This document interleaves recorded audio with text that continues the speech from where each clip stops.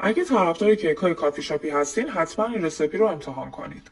تخم مرغ و شکر وانیل رو حدود 5 دقیقه با دور تند همزن میزنیم تا کرمی و هجین بشه. حتما ظرفتون رو دورگیری کنید. شیر و روغن رو اضافه میکنیم و 10 ثانیه هم میزنیم تا با هم مخلوط بشن. مواد خشکمون رو 3 بار الک میکنیم و طی 2 مرحله به موادمون اضافه میکنیم و مواد رو توی قالب میریزیم و میذاریم توی فر 170 درجه. توی مدت که کیکمون میپزه شیر، شکر، روغن و شکلات رو روی حرارت میذاریم. نیازی نیست بجوشه، همین که شکلات حل شه کافیه. بعد میذاریم کنار تا یه مقدار خنک شه.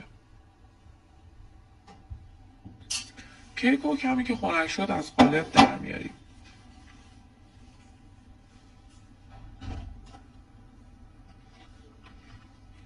برش میدیم و دوباره میچینیم توی همون قالب. برای اینکه مایمون توی کیک بیشتر نفوذ کنه با خلال چوبی چند سوراخ روی کیک ایجاد میکنیم.